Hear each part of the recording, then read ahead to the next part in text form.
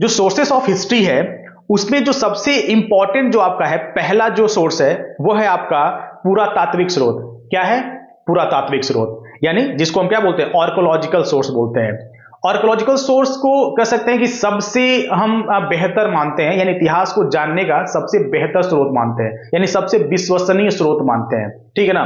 तो इस चीज को समझना होगा कि जो पुरातात्विक स्रोत है, यानी जो आपको आर्कोलॉजिकल जो सोर्स है उसमें कौन कौन सी चीजें शामिल होती हैं। तो आर्कोलॉजिकल सोर्स में आपका अभिलेख आते हैं, ठीक है ना, इंस्क्रिप्शंस आते हैं, और इंस्क्रिप्शन जो है ना वो कह सकते हैं कि सबसे विश्वसनीय स्रोत को माना जाता है। इंस्क्रिप्शंस यानी कह सकते हैं कि पुराने समय में जो राजा महाराजा हुआ करते थे वो पत्थरों पे कोई चीज क्या करते थे? लिखवाते थे, यानी पत्थरों पे काट काट के मतलब क्या करते थे? किसी चीजों को वो इंगित मतलब इंगित करते थे कि आने वाली जो पीढ़ी है उस चीज को वो समझ सके, उस चीज को वो देख करके पढ़ करके समझ सके कि हम मतलब हमारे पूर्वज यानी हमसे पहले के जो राजा थे यानी हमारे जो पूर्वज थे वो किस तरह से शासन व्यवस्था को चलाया करते थे।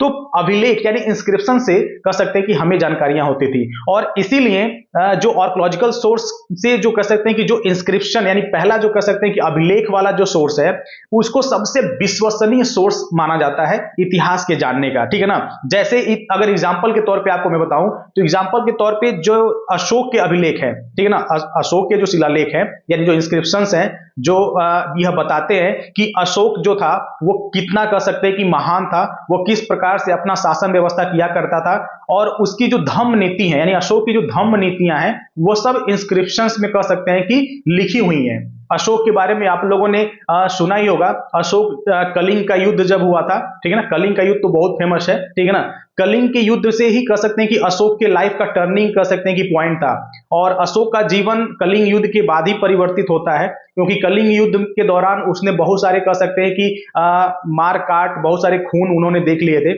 जिसके वजह से उनका कह सकते हैं कि दिमाग क्या हो गया था? परिवर्तित हो गया, और वो धर्म के कह सकते हैं कि रास्ते पे चलना शुरू किया था उन्होंने।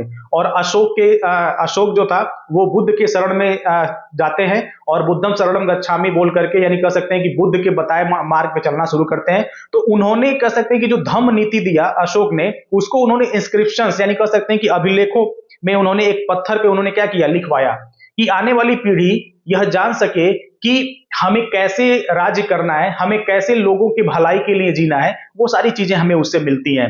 तो यहाँ पे कह सकते हैं कि जो आर्कोलॉजिकल सोर्स से जो चीजें मिली हैं उसमें जो पहला यानी आपका अभिलेख यानी इंस्क्रिप्शन है वह सबसे विश्वसनीय स्रोत होता है इतिहास को जानने का। वहीं पर हम दूसरी अगर बात करें, सिक्कों की बात करते हैं। किसकी बात करते हैं? सिक्कों की बात करते हैं। क्या बताते हैं सिक्के? यानी पहले के समय के जो सिक्के होते थे, आपने पढ़ा भी होगा, मैं आपको बता भी दे रहा हूं कि सिक्कों पे उस समय के राजाओं की मतलब कह सकते हैं कि या तो चित्र बना होता था, या फिर किसी जानवर का चित्र बना होता था, या फिर कुछ चीजें उसके ऊपर लिखी होती थी, ठीक है ना। और जो सिक्के जो होते थे वे कह सकते हैं किसी भी साम्राज्य की आर्थिक स्थिति को क्या करती थी? दिखाती थी, मतलब उस समय के साम्राज्य की आर्थिक स्थिति कैसी थी, ठीक है ना, वह इंगित करती थी। कौन? सिक्के, ठीक है ना।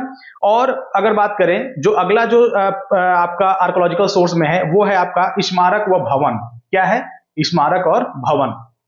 क्या है स्मारक और भवन? देखिए, स्मारक और भवन जिसको मॉन्यूमेंट बोलते हैं, जो पुराने समय की जो मतलब भवन है, मतलब जो स्मारक, जैसे आपका हम एक बताएं आपको, दिल्ली का जो लाल किला है, ताजमहल है, ठीक है ना, आगरा का भी फोर्ट है, और भी बहुत सारे ऐसे मतलब आपको कह सकते हैं कि मॉन्यूमेंट आपको स्मारक मिल जाएंगे जो बताते हैं, यहाँ तक कि बड़े बड़े जो स्तूप हैं, ठीक है ना, व्हाइट पैगोडा जो बुद्ध के मतलब कह सकते हैं कि समय में था, ठीक है ना, जिसको अशोक ने बनवाया था। अशोक ने भी मतलब बहुत सारे व्हाइट पैगोडाज बनवाए हैं। तो प्राचीन मंदिर, स्तूप, महल, यह सब भी हमें क्या करते हैं? इतिहास के बारे में जानकारी देते हैं। और पहले के समय के आपके जो कह सकते हैं कि मंदिर थे, जो आपके भवन थे, जो आपके महल थे, यहाँ तक कि जो स्तूप थे, उनके दीवालों पे जो चित्रकारी हुआ करती थी, उनकी जो नक्काशी हुआ करती थी, वह हमें बताती थी कि उस समय के लोग कितने ज्यादा डेवलप थे, कितने ज्यादा कह सकते हैं कि इन कारीगरी में बहुत ही मतलब माहिर थे। तो यह इतिहास को ही जानने का क्या है? एक स्रोत है, ठीक है।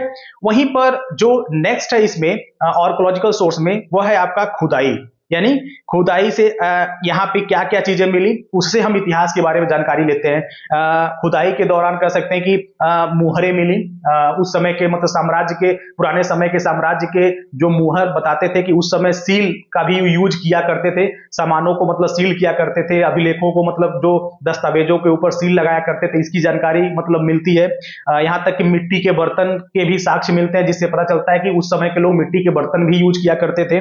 चित्रकारी और कंकाल, मतलब कह सकते हैं कि खुदाई से चित्रकारी भी निकला, मतलब उस समय के लोग चित्रकला में भी बहुत ही क्या थे, फेमस थे, चित्रकला ही बनाया करते थे।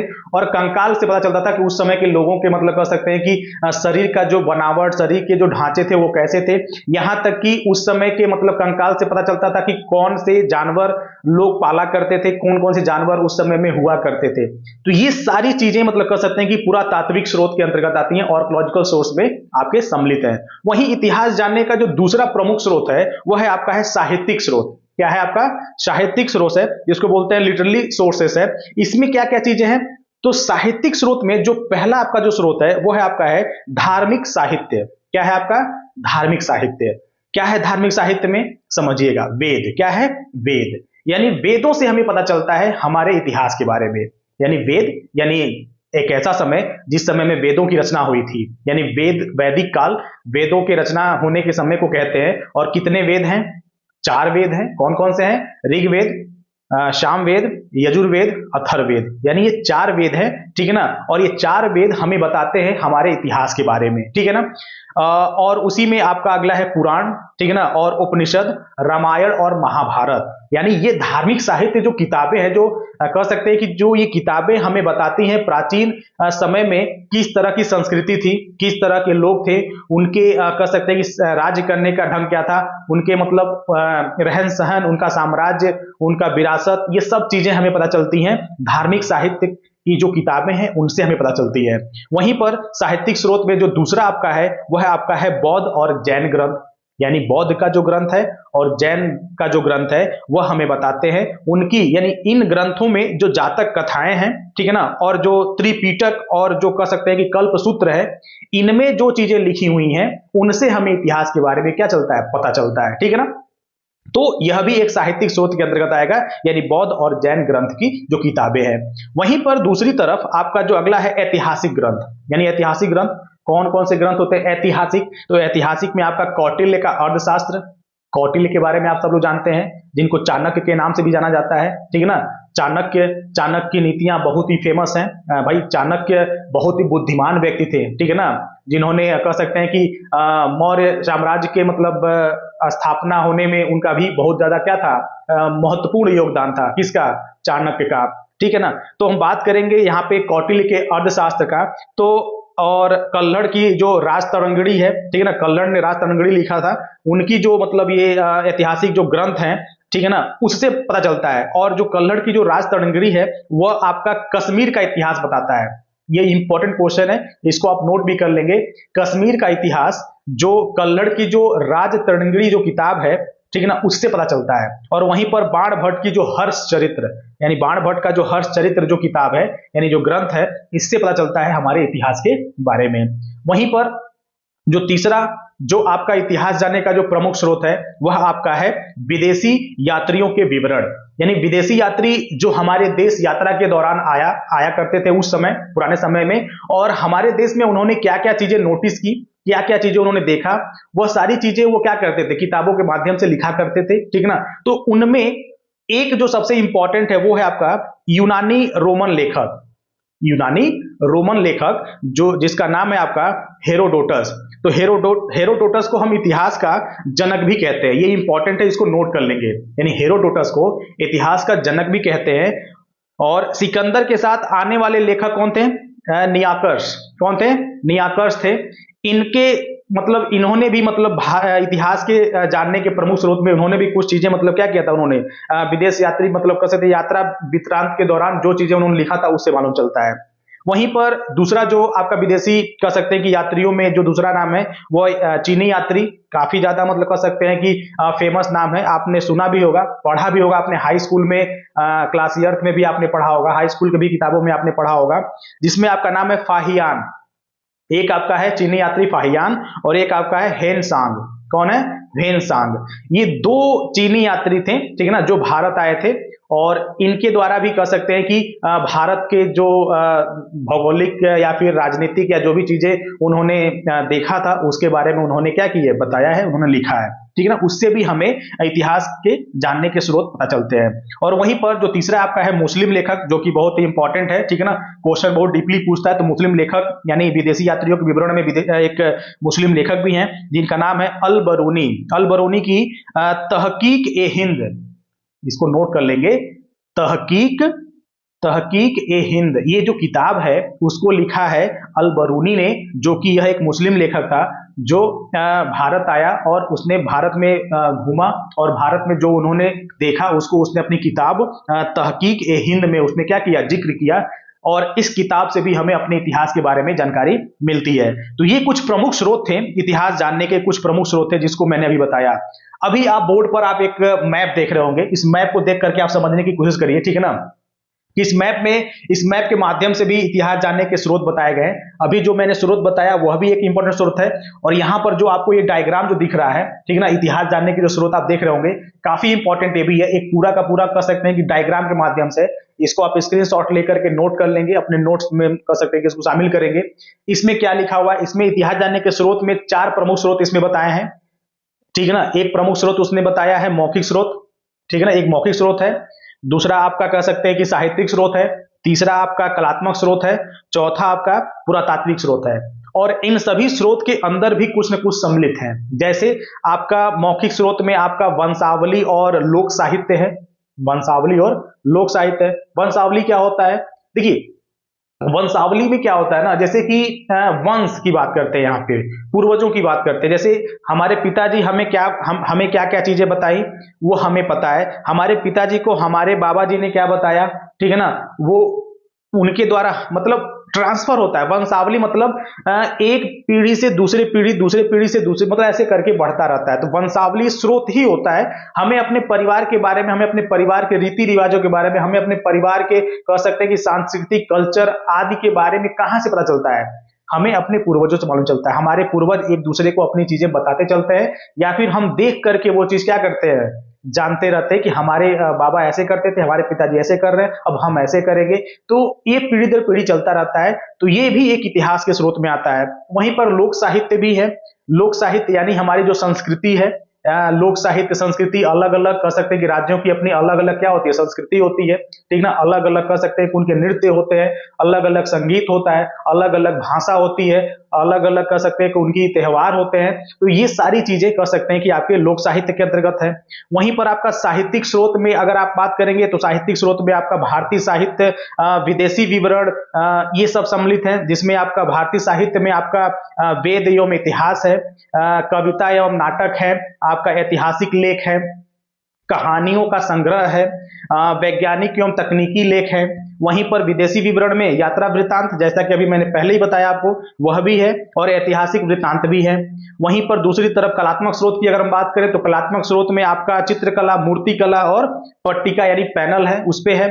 और वहीं पर अगर पुरातात्विक स्रोत की बात करेंगे तो पुरातात्विक स्रोत में पहला आपका शिलालेख है, जिसमें आपका पांडुलिपि और ताम्रपत्र और सिक्के हैं, जिससे इतिहास के बारे में पता चलता है।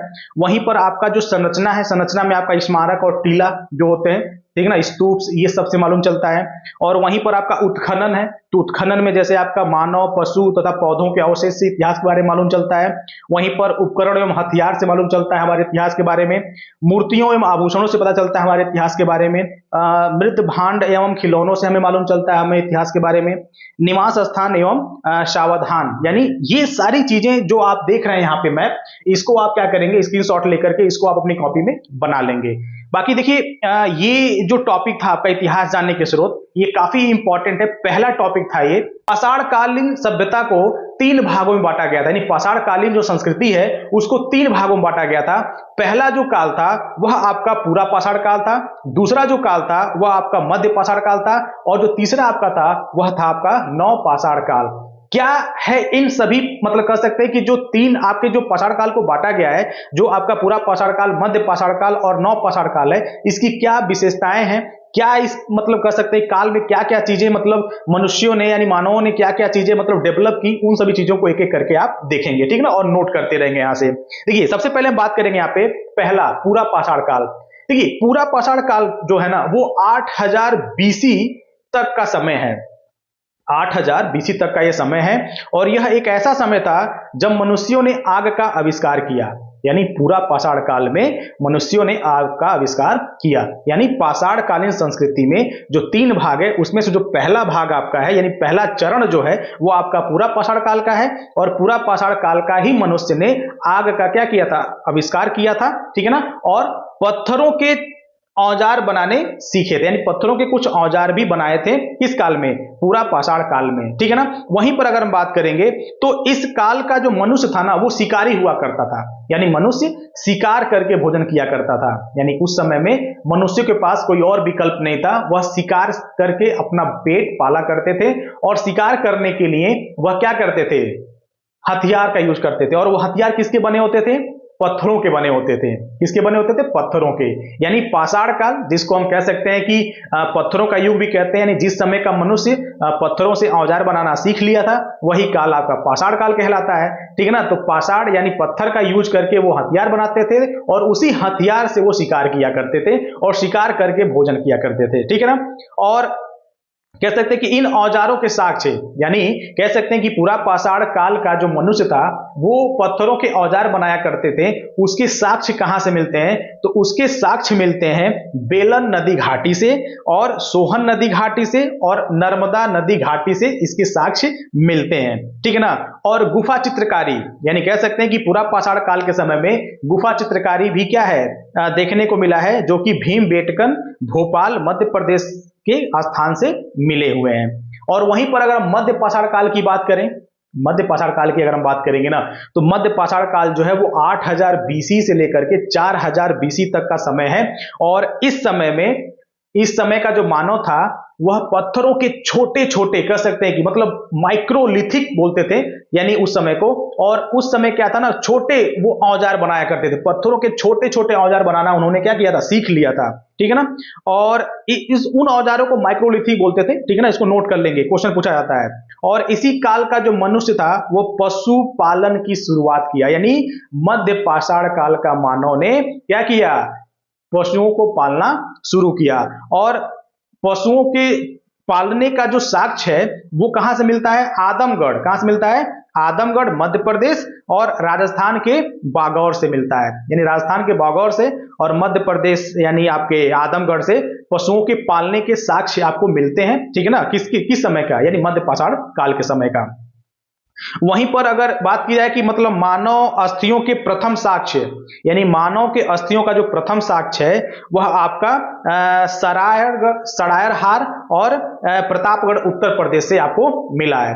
और वहीं पे अब अगला देखते हैं, अगला जो है आपका पाषाण काल का जो तीसरा है वो आपका है नौ पाषाण काल। तो नौ पाषाण काल को यहाँ पे कह सकते हैं कि एक नई क्रांति के तौर पे देखा जाता है। यानी इस समय का जो मनुष्य था वो काफी ज्यादा कह सकते हैं कि अपने आप को मैच्योर कर लिया था, अपने आप को ज्यादा डेवलप कर लिया था। और इस समय में कह सकते हैं कि कृषि की शुरुआत हुई। यानी प्रथम मानव जिसने कह सकते हैं कि खेती करना शुरू किया, अनाज को उगाना शुरू किया, ठीक है ना, वह आपके नौ पाषाण काल में देखने को मिलता है। यानी नौ पाषाण काल का मनुष्य ने क्या किया, प्रथम कृषि करने का कार्य शुरू किया। और इसके जो साक्ष्य मिलते हैं वह आपके मेहरगढ़ और बलूचिस्तान से मिलते हैं, ठीक है ना। और वहीं पर जो मनुष्यों ने जो खेती की थी तो सर्वप्रथम उन्होंने जौ, गेहूं और कपास की खेती की थी, ठीक है ना। इसको भी नोट करेंगे कि सर्वप्रथम उन्होंने जो खेती की थी उसमें गेहूं, जौ और कपास की उन्होंने खेती की थी। वहीं पर जो अगला जो कह सकते हैं कि पॉइंट है वह है कि चावल कृषि के प्रथम साक्ष्य, यानी नौ पाषाण काल में चावल की खेती हुआ करती थी। इसका जो साक्ष्य मिला है वह आपके कोल्डिहवा, प्रयागराज, उत्तर प्रदेश से मिला है, ठीक है ना। और वहीं पर मानव कंकालों के साथ कुत्ते की भी अस्थियां मिली हैं और ठीक है ना, मिली हैं। और उसका साक्ष्य आपको मिलता है जम्मू कश्मीर के बुर्जहोम, ठीक है ना, बुर्जहोम और गुफवराल। और इसी काल में मनुष्य ने तांबे की भी खोज की थी। यानी आपके नौ पाषाण काल में मनुष्यों ने तांबे की भी खोज क्या की थी, कर ली थी। और इसी के बाद आपका शुरू होता है क्या, ताम्र पाषाण काल शुरू होता है, ठीक है ना, जिसको ताम्र पाषाण कालीन के नाम से भी जाना जाता है, जिसके बारे में अब नेक्स्ट वीडियो में आपको बताया भी जाएगा, ठीक है ना। देखिए एक चीज और मैं बता दूं, देखिए जो पाषाण काल था ना, पाषाण काल का कह सकते हैं कि संस्कृति का जो मुख्य कारण क्या है, जो मेन इंपॉर्टेंट जो बात है वो अब मैं आपको बता रहा हूं कि पाषाणकालीन संस्कृति की जो मुख्य विशेषता थी वह यह थी कि उस समय औजार जो बनाने उन्होंने सीख लिए थे, औजार भद्दे होते थे, ठीक है ना, सुडोल, मतलब बाद में थोड़ा थोड़ा सुडोल बनना शुरू हो गया, अंत में बाद में उन्होंने उसको पालिशदार भी बनाना शुरू कर दिया। शुरुआत में तो भद्दे बनाया उन्होंने, बाद में थोड़ा सा उसको और अच्छा किया, फिर उसको पॉलिश भी करना शुरू कर दिया। तो विशेषता यही है कि उन्होंने औजार बनाने अच्छे से सीख लिए, ठीक है ना, ये विशेषता है। दूसरा, आजीविका के लिए वो आखेट करना, आखेट यानी शिकार करना और खाद्य संग्रहण करना भी उन्होंने सीख लिया था, खेती करना भी उन्होंने सीख लिया था, ये उनकी विशेषता थी। और कला की बात करें तो कला के माध्यम से भी उन्होंने चित्रकारी करना भी, वो गुफाओं पे चित्रकारी किया करते थे, चित्र बनाया करते थे, ठीक है ना, जो शिकार के दृश्यों को भी दर्शाया करते थे, जो शिकार किया करते थे उस शिकार के दृश्यों को क्या करते थे, गुफाओं के ऊपर वो चित्र बना करके दिखाया करते थे। और पुराने समय की जो गुफाएं हैं उससे पता चलती हैं कि इस समय का जो कह सकते हैं कि मानव था वो चित्रकारी में भी क्या था, बहुत ही आगे था। वहीं पर कह सकते हैं कि कुछ सामाजिक जीवन की बात करेंगे तो उस समय शुरुआतों में तो ये घुमंतु थे, यानी पाषाण कालीन की बात करेंगे तो पाषाण काल के शुरुआत में तो ये घुमंतु थे, यानी वो खानाबदोशी जीवन जिया करते थे, मतलब एक स्थान से दूसरे स्थान पे, दूसरे से तीसरे स्थान पे, मतलब भोजन की तलाश में एक स्थान से दूसरे स्थान पे वो भटकते रहा करते थे।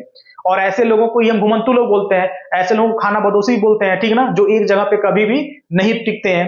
तो सामाजिक जीवन उनका ऐसा था। लेकिन उसी समय में धीरे धीरे कह सकते हैं कि नव पाषाण काल आते आते उन लोगों ने कह सकते हैं कि खेती करना भी शुरू कर लिया और एक जगह पे गांव या बस्तियां बना करके रहना भी उन्होंने क्या कर दिया, शुरू कर दिया। तो ये विशेषता है पाषाण काल की। और वहीं पर अगर कुछ प्रमुख स्थलों की हम बात करें तो किस स्थलों से क्या क्या चीजें मतलब ये है उसके बारे में देख लीजिए।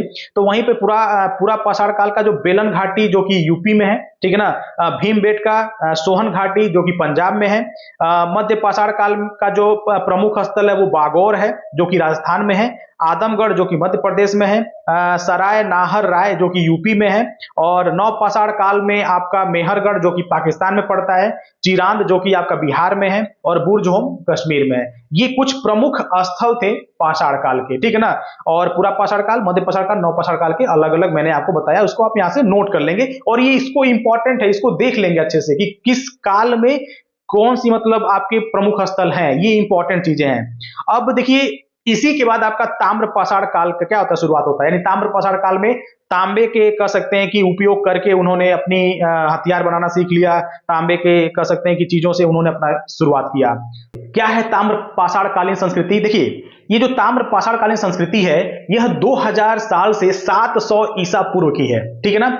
और यह जो संस्कृति है कह सकते हैं कि यह एक ग्रामीण संस्कृति थी, यानी ताम्र पाषाण कालीन संस्कृति जो थी वह एक ग्रामीण संस्कृति थी जिसमें पत्थर के साथ साथ तांबे के उपकरणों का पहली बार व्यापक उपयोग हुआ था, ठीक है ना। और यह मुख्य रूप से कृषक समुदाय थे।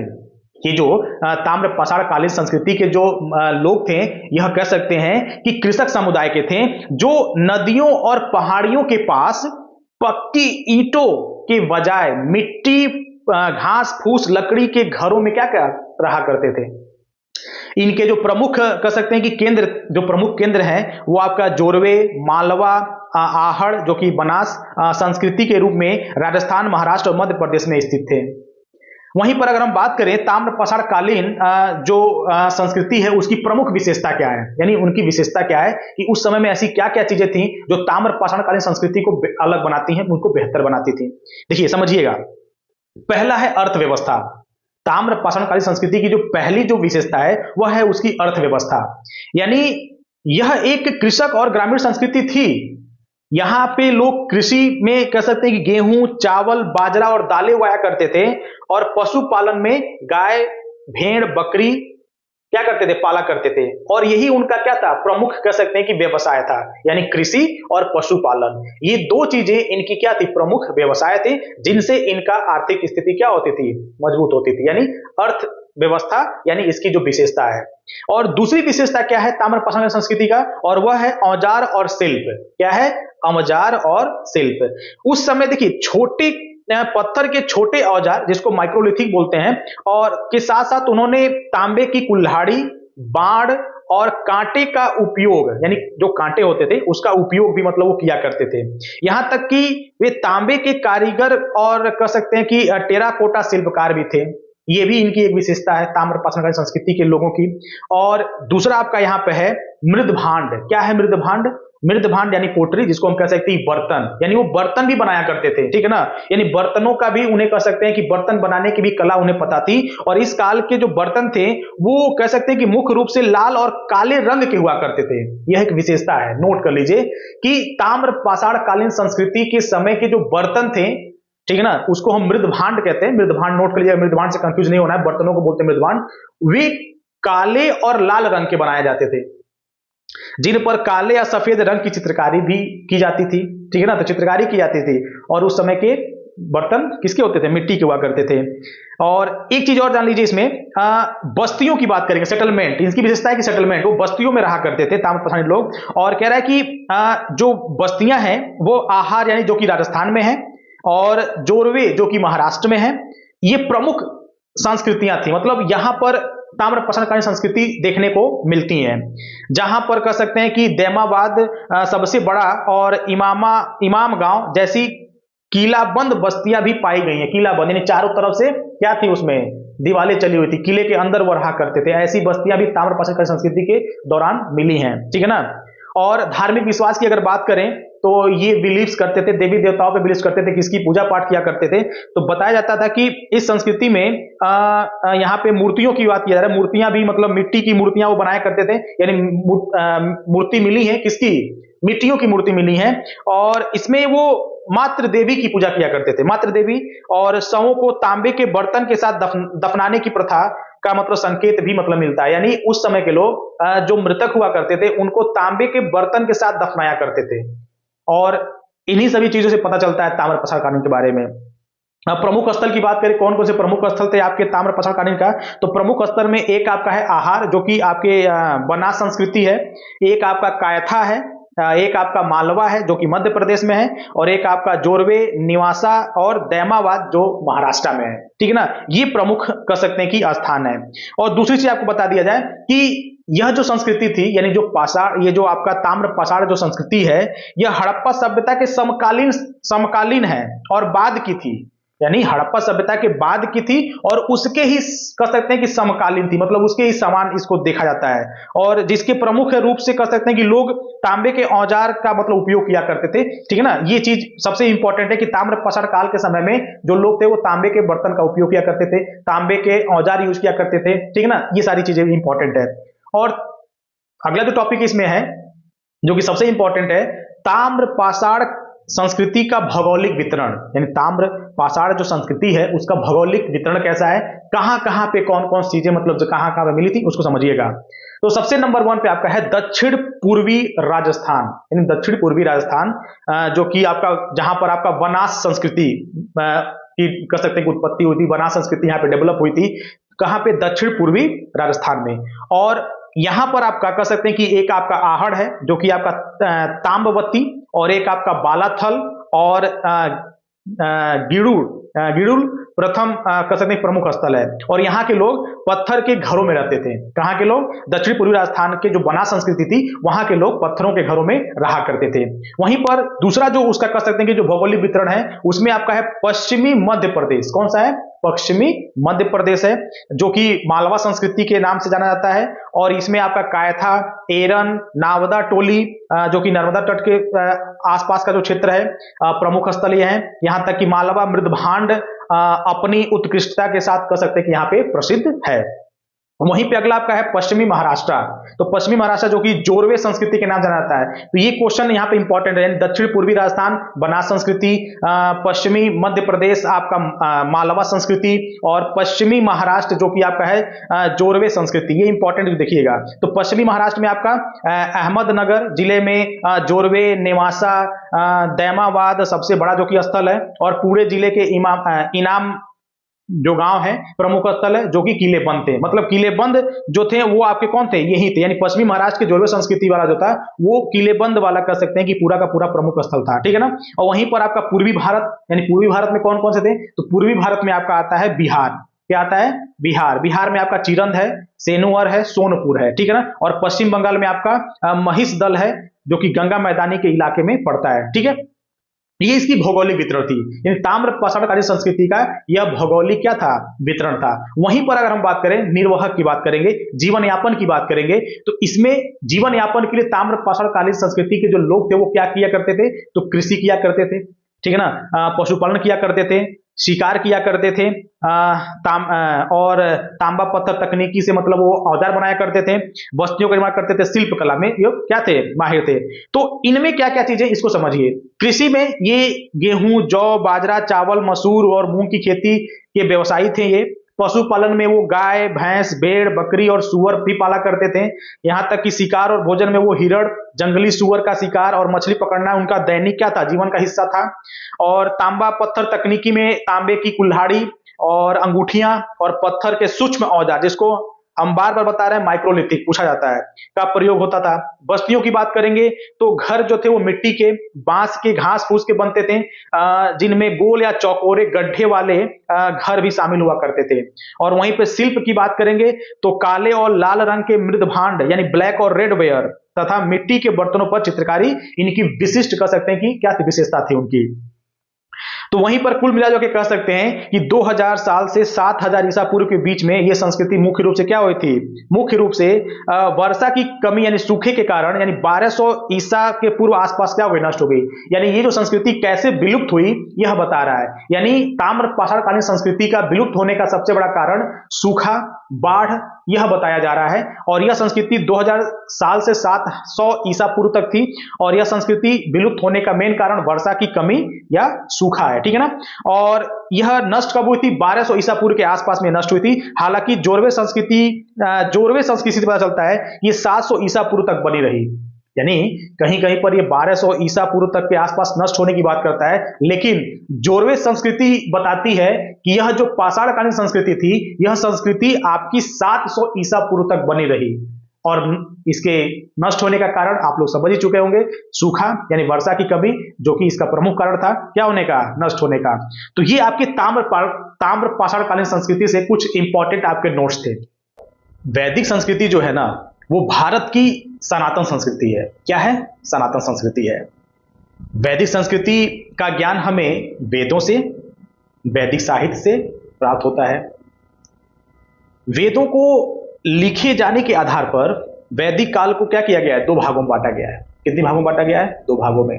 पहला जो भाग है वह आपका है पूर्व वैदिक काल और दूसरा जो भाग है वह आपका है उत्तर वैदिक काल, ठीक है। वहीं पर अगर हम बात करें वैदिक साहित्यों की बात करें, क्या है वैदिक साहित्य, तो वैदिक साहित्य को बड़े अच्छे समझिएगा, ठीक है ना। देखिए, वेद भारतीय संस्कृति के महत्वपूर्ण आधार है। वेद जो है वो भारतीय संस्कृति के महत्वपूर्ण क्या है, आधार है। सत्य एवं ज्ञान के बीज पर हमें वेदों से प्राप्त, मतलब सत्य और ज्ञान के बीज हमें वेदों से ही प्राप्त होते हैं, क्योंकि समस्त ज्ञान वेदों में ही क्या है, निहित है। कहते हैं ना समस्त ज्ञान, यानी दुनिया का जो जितना भी ज्ञान है वह वेदों में क्या है, निहित है, यानी वेदों के अंदर सब मिलता है। कितने वेद हैं आपके, 4 वेद हैं। कितने वेद हैं, 4 वेद। पहला जो है वो आपका है ऋग्वेद, दूसरा है आपका यजुर्वेद, तीसरा आपका है सामवेद और चौथा आपका है अथर्ववेद। इन वेदों को हम क्यों समस्त ज्ञान की बात करते हैं, मतलब समस्त ज्ञान का आधार, यानी समस्त ज्ञान जो निहित है इन वेदों में क्यों है, ऐसा क्यों कहा जाता है, इसको समझते हैं। जो पहला वेद हमारा जो है ऋग्वेद, जो कि सबसे प्राचीन वेद है, सबसे मतलब कह सकते हैं कि प्राचीन वेद है हमारा ऋग्वेद। ऋग्वेद में कह सकते हैं कि जो आज हम जो गायत्री मंत्र का जो उच्चारण करते हैं, ओम भूर्भुवः स्वः तत्सवितुर्वरेण्यं भर्गो देवस्य धीमहि धियो यो न प्रचोदयात्, यह जो गायत्री मंत्र है यह हमारे ऋग्वेद से लिया गया है।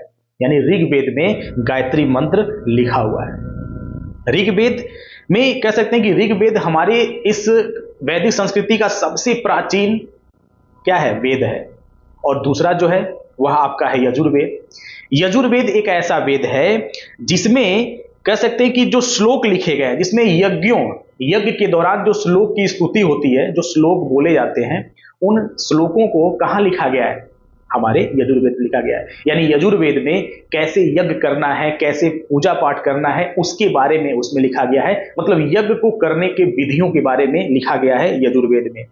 इसमें कह सकते हैं कि यजुर्वेद में गद्य पद्य दोनों में लिखा है, यानी गद्य में भी है और पद्य में भी है। ये इंपॉर्टेंट, इसको नोट करेंगे। यानी यजुर्वेद में गद्य और पद्य आपको दोनों मिल जाएंगे। वहीं पर अगर हम बात करें सामवेद की, जो तीसरा जो वेद है वो सामवेद है। सामवेद में कह सकते हैं कि देवी देवताओं की पूजा के सभी मंत्र शामिल हैं। यानी जितने भी मंत्र हम पूजा पाठ करते समय बोलते हैं, वह सभी मंत्र आपको सामवेद से मिलेंगे। और यहीं पर कह रहा है कि यह जो वेद है, यानी कह रहा है कि यज्ञ के समय देवताओं की स्तुति करने के लिए जो गीत गाए जाते हैं, यानी जो मंत्र गाए जाते हैं, ठीक है ना, वह भी आपके सामवेद में ही लिखे हुए हैं। यहां तक कि कह रहा है कि भारतीय संगीत में स्वर का उद्भव कहां से हुआ है? सामवेद से ही हुआ है। ये इंपॉर्टेंट क्वेश्चन है, उसको नोट करेंगे, ठीक है ना। ऐसे जो इंपॉर्टेंट क्वेश्चन बीच बीच में आते रहेंगे, आप उसको नोट करते रहेंगे, मैं बोलता भी जाऊंगा, ठीक है ना। तो भारतीय संस्कृति में स्वर का जो उद्भव हुआ है वो सामवेद से ही हुआ है। और वहीं पे जो आपका चौथा जो वेद है वह है आपका अथर्ववेद। अथर्ववेद जो है वह कह सकते हैं कि अथर्ववेद में चिकित्सा के बारे में लिखा हुआ है, किसी रोग के इलाज के बारे में लिखा हुआ है, यानी मेडिसिन से रिलेटेड यह आपका वेद है। यानी इस वेद में कह सकते हैं कि दुनिया का हर तरह का इलाज है, ठीक है ना। और इस वेद का नाम अथर्व ऋषि के नाम पर पड़ा है। यह एक इंपॉर्टेंट क्वेश्चन है। अथर्व ऋषि के नाम पर इस वेद का नाम अथर्ववेद पड़ा है। और इस वेद में चिकित्सा विधि एवं रोगों से संबंधित ज्ञान का कह सकते हैं कि पूरा का पूरा संकलन आपको मिल जाता है। यह बहुत इंपॉर्टेंट, इसको अच्छे से नोट करेंगे। वहीं पर एक इंपॉर्टेंट क्वेश्चन ये है कि वेदों के जो 4 भाग हैं वो कौन कौन से हैं? तो वेदों के जो 4 भाग हैं उसमें पहला आपका आता है संहिता, दूसरा आता है ब्राह्मण, तीसरा आता है अरण्यक और चौथा आता है उपनिषद, ठीक है। ये इंपॉर्टेंट है, इसको अलग से नोट कर लेंगे। चलिए अब बात करते हैं यहाँ पे वैदिक कालीन संस्कृति, यानी वैदिक कालीन संस्कृति का जो सामाजिक जीवन था, यानी वैदिक समय में यानी जो लोग थे उनका सामाजिक जीवन, यानी उनका जो सोशल लाइफ थी वो कैसी थी, तो इसकी बात करते हैं, उसकी विशेषताओं के बारे में बात करेंगे। तो सबसे पहले विशेषता जान लीजिए, फिर एक एक विशेषता के अंदर हम चल करके उसको डिस्कस करेंगे। सबसे पहले जो पहली विशेषता थी वैदिक काल की, वह यह थी कि संयुक्त परिवार प्रथा, यानी पहली विशेषता थी संयुक्त परिवार प्रथा। यानी वैदिक काल में जो परिवार होते थे वो संयुक्त हुआ करते थे, एक साथ परिवार मिलकर रहा करता था। और परिवार में एक सदस्य जो होता है, परिवार का सबसे बड़ा जो सदस्य होता था वह उस परिवार का मुखिया हुआ करता था। और यानी परिवार का जो सबसे बड़ा सदस्य, उस घर का जो पिता हुआ करता था, पिता, ठीक है ना, यानी फादर, जो बड़े होते थे वो होते थे। और उनके ऊपर अपने परिवार के सभी सदस्यों का क्या होता था? दायित्व होता था। उनका जीवन मतलब कैसे चलेगा, उनके चीजों को प्रोवाइड करना, उनकी देखभाल करना, उनकी सुरक्षा करना, उनकी शिक्षा दीक्षा, हर तरह की कह सकते हैं कि जो चीजें देनी चाहिए वह सारा परिवार के मुखिया के ऊपर हुआ करता था। वैदिक कालीन सामाजिक जीवन में कह सकते हैं कि जो समाज की जो ये प्रथा थी, ये काफी कह सकते हैं कि बेहतरीन प्रथा थी। क्या यह प्रथा आज है? अगर आज होती तो कितनी बेहतर होती जीवन, यह आप कमेंट करके मुझे बताएंगे। वहीं पर दूसरी तरफ अगर हम बात करें, शिक्षा की बात करते हैं, यानी यहां पे कह रहा है कि वैदिक सामाजिक जीवन की जो दूसरी सबसे बड़ी विशेषता यह है कि शिक्षा, क्या है? शिक्षा, यानी वैदिक समय में जो शिक्षा थी वो काफी बेहतर थी। यानी वैदिक काल में शिक्षा का एक महत्वपूर्ण स्थान था। यहां पर लड़के और लड़कियों में किसी प्रकार का भेद नहीं था शिक्षा को लेकर के।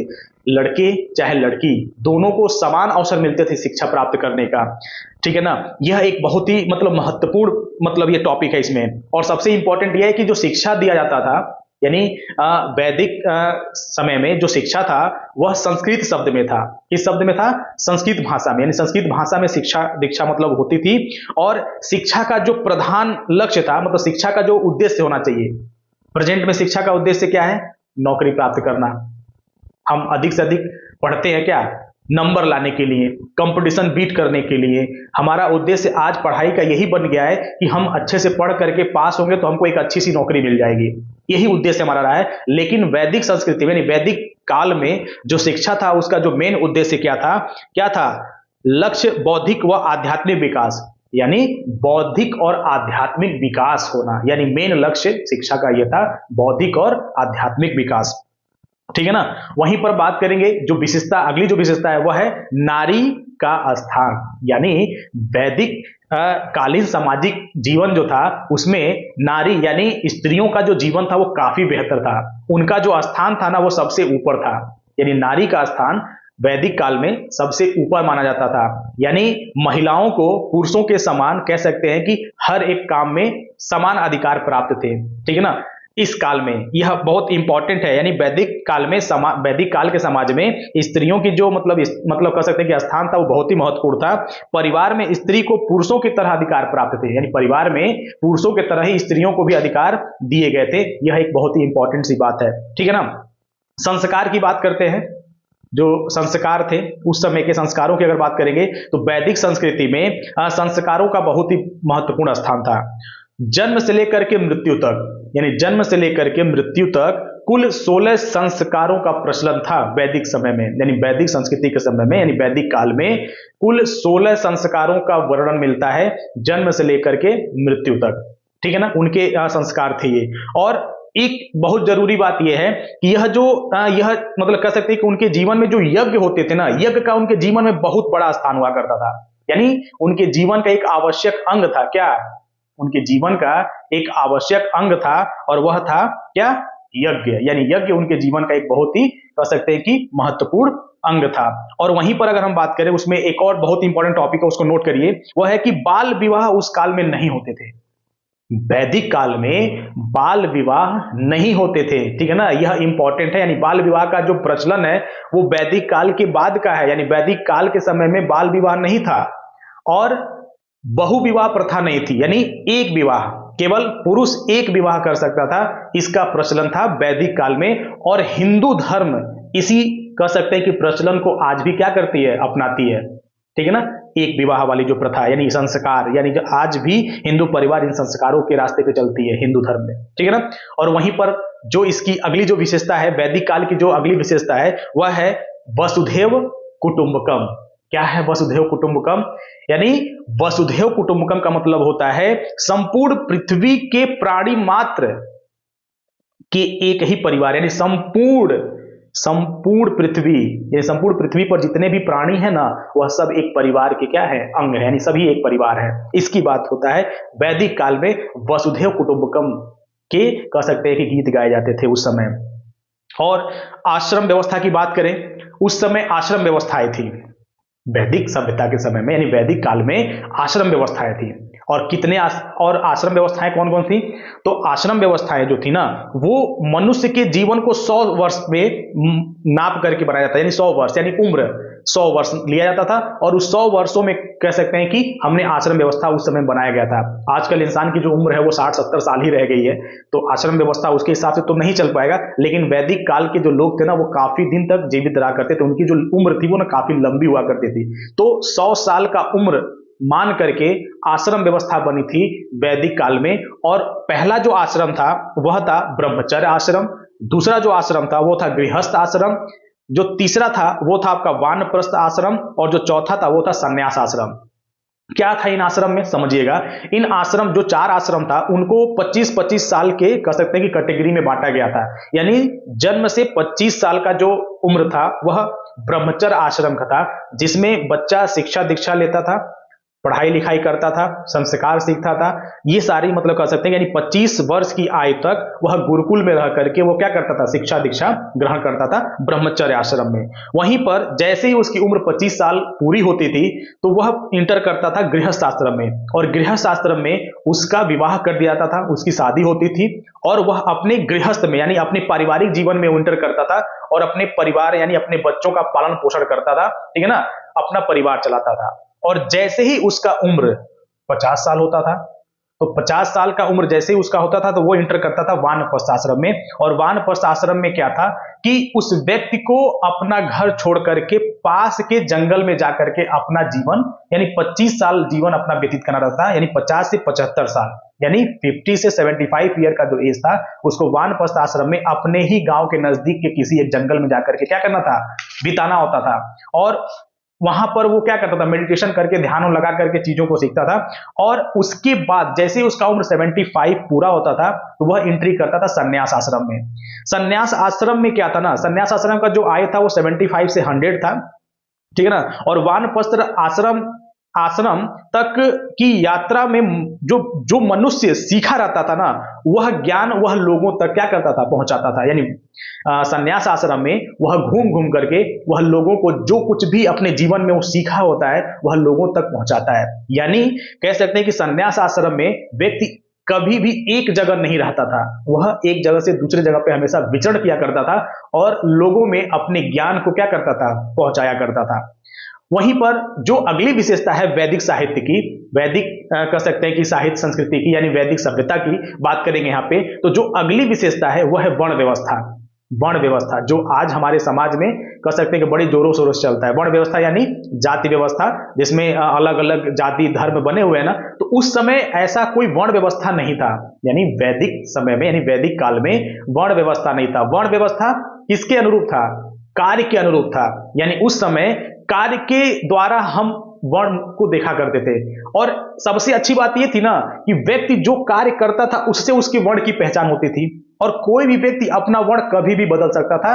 कैसे, अपने कार्य को बदल करके। जैसे मान लीजिए कोई व्यक्ति क्या कहते हैं, बढ़ई का काम कर रहा है, तो बढ़ई का काम छोड़ करके अगर वो साफ सफाई का काम करने लगता तो उसका वर्ण बदल जाता। यानी पेशे के आधार पर उनका वर्ण बदलता था। वैदिक काल में पेशे के आधार पर उनका वर्ण पहचाना जाता था। यह एक बहुत ही इंपॉर्टेंट सी बात है। यानी वैदिक काल में कोई भी जाति व्यवस्था नहीं थी।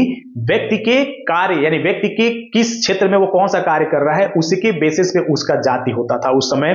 और देखिए ऋग्वेद के समय में ना एक व्यक्ति कहता है, ऋग्वेद के समय में कह सकते हैं कि एक ऋग्वेद में मतलब लिखा हुआ एक व्यक्ति कहता है कि मैं मंत्र का निर्माता हूं, मेरे पिता वैद्य हैं और मेरी माता पत्थर की चक्की से अन्न पीसने का कार्य करती है। यानी इससे यह स्पष्ट होता है कि वैदिक काल में वर्ण व्यवस्था जन्म प्रधान न होकर के कर्म प्रधान थी। यानी जन्म से कोई वर्ण नहीं था, यानी जन्म से कोई किसी जाति का हिस्सा नहीं बनता था। वह अपने कर्म से, वह जन्म के बाद कौन सा कार्य चुनेगा उसके आधार पर उसका वर्ण का निर्धारण होता था। और अगर उस कार्य को करने के दौरान अगर उसको लगता था कि यह कार्य मेरे लिए सही नहीं है, हम कोई और कार्य अगर करेंगे, तो अगर उस कार्य को छोड़ करके वो दूसरा कार्य अगर पकड़ता था तो वह कार्य उसका क्या होता था, वर्ण का हिस्सा बन जाता था। उसकी पहचान अब उस कार्य से होनी शुरू होती थी। यानी कुल मिला जुला के अगर कहा जाए तो वैदिक काल में कोई भी जाति प्रथा नहीं थी, ठीक है ना। और इंपॉर्टेंट चीजें हैं यहां पर, समझिए आगे। वैदिक कालीन जो आर्थिक जीवन कैसा था, यानी वैदिक काल में लोगों का जो आर्थिक जीवन था वो कैसा था, वो क्या किया करते थे, ऐसा कौन से कार्य करते थे जिनसे उनका आर्थिक स्थिति अच्छी होती थी। तो पहला है कृषि। यानी वैदिक काल में लोग कृषि जो था वो उनका मेन आर्थिक जीवन का आधार था। वह कृषि का काम करते थे, फसलें उगाया करते थे, ठीक है ना, पशुपालन किया करते थे। शिल्प, बहुत अच्छे शिल्पकार थे। शिल्पकार में क्या था, शिल्प में वो क्या करते थे, यहां तक कि पशुपालन में अगर बात करें तो गाय, भैंस, भेड़, बकरी, घोड़ा आदि पालने का ये काम किया करते थे, ठीक है ना। और गाय का उनके जीवन में विशेष स्थान था। यानी गाय को वो माता मानते थे। गाय का दूध, वो मतलब गाय के दूध को पिया करते थे, तो गाय को अपना माता मानते थे। यानी गाय का कह सकते हैं कि वैदिक काल में गाय का एक बहुत ही महत्वपूर्ण स्थान था। यह चीज आप नोट कर लेंगे अपने पास में। और वहीं पर अगर शिल्प की मैं बात करूं, शिल्प की, तो शिल्प में वो कपड़ा अच्छा बुनते थे, चमड़ा रंगने का और आभूषण बनाने का काम करते थे। बढ़ई लोग हल बनाया करते थे, बैलगाड़ियां बनाया करते थे, तख्त चारपाई बनाया करते थे, नौकाएं बनाया करते थे, ठीक है ना। ये सारा काम यहाँ करते थे। यहां तक कि जो वैद्य होते थे वो चिकित्सा का काम किया करते थे, मतलब अलग अलग रोग की दवाइयां बनाया करते थे। तो ऐसे इनके काम धंधे थे, मतलब वे अपना आर्थिक जीवन इस तरह से अपना बेहतर बना के रखे थे। और व्यापार की बात करें, व्यापारी जो थे वो व्यापार किया करते थे। वो विदेशी व्यापार भी किया करते थे, मतलब एक देश से दूसरे देश में व्यापार के लिए जाया करते थे, जल रास्ते से जाया करते थे, थल के रास्ते से काम किया करते थे। ये चीजें थी। और सबसे महत्वपूर्ण जो पूरे कह सकते हैं कि इस चैप्टर में है, जो कि एग्जाम के दृष्टिकोण से काफी इंपॉर्टेंट है, वह है आपका ऋग वैदिक कालीन नदियां। यानी ऋग्वेद के समय में कौन कौन सी नदियां कहां कहां मतलब बहती थी, यानी उनका प्राचीन नाम और वर्तमान नाम, ये मैं आपको बताऊंगा। बोर्ड पे से भी देखकर क्या करेंगे आप, नोट कर लेंगे। यानी ऋग्वैदिक कालीन में कौन कौन सी नदियां थी और उनका प्राचीन नाम क्या था और वर्तमान में इनका क्या नाम है, तो इसको एक एक करके यहां से देखेंगे और नोट करेंगे। देखिए, पहला प्राचीन नाम बताऊंगा, फिर उसके बाद वर्तमान नाम बताऊंगा, ठीक है ना। देखिए प्राचीन नाम जो कि एक नदी है जिसका नाम था कुभा, क्या था, कुभा, वर्तमान में उसको बोलते हैं काबुल, वर्तमान में काबुल है। और एक है आपका दूसरा कुरमुदा, कुरमुदा, इसका जो वर्तमान नाम है वो आपका कुर्रम। और जो तीसरा है वो है गोमती, गोमती, जिसका वर्तमान नाम है आपका गोमल। और अगला है आपका सुवस्तु, सुवस्तु, वर्तमान नाम है स्वात। अगला है सिंधु, जिसका वर्तमान नाम है सिंध। वितस्ता, वितस्ता, जिसका वर्तमान नाम है झेलम। और एक है आपका अस्किनी, अस्किनी, जिसका वर्तमान नाम है चिनाब। और परुसड़ी, परुसड़ी, जिसका वर्तमान नाम है राबी। और एक है आपका विपासा, विपासा, जिसका वर्तमान नाम आपका है व्यास। और अगला आपका है सतुत्री, जिसका वर्तमान नाम है सतलज। और अगला आपका है ध्वसदंती, ध्वसदंती, जिसका वर्तमान नाम का है सरस्वती। यानी जिन नदियों को आज हम जिस नाम से जानते हैं वह ऋग्वैदिक समय में किस नाम से जाना जाता था उनको, वह मैंने आपको बताया। और काफी इंपॉर्टेंट है क्योंकि यूपी टेट का एग्जाम कितना डीप पूछता है उसका कोई भी मतलब कर सकते हैं कि वो नहीं है, क्योंकि सी टेट में तो सिलेबस एकदम निर्धारित होता है कि एनसीईआरटी से बाहर वो नहीं जाएंगे, लेकिन यूपी टेट में वो कहां से पूछेंगे उसका शायद पेपर सेट करने वाला ही जानता होगा कहां से पेपर सेट कर रहा है, ठीक है ना। तो ये सारे कह सकते हैं कि नोट्स जो थे वह आपके वैदिक संस्कृति से थे। तो मे भी आपको अच्छा लगा होगा, काफी इंफॉर्मेटिव लगी होगी। और अगर इंफॉर्मेटिव लगी तो लाइक करिए, कमेंट जरूर करेंगे और अपने दोस्तों के साथ शेयर करेंगे और बेल आइकन दबाना नहीं भूलेंगे, ठीक है। धन्यवाद।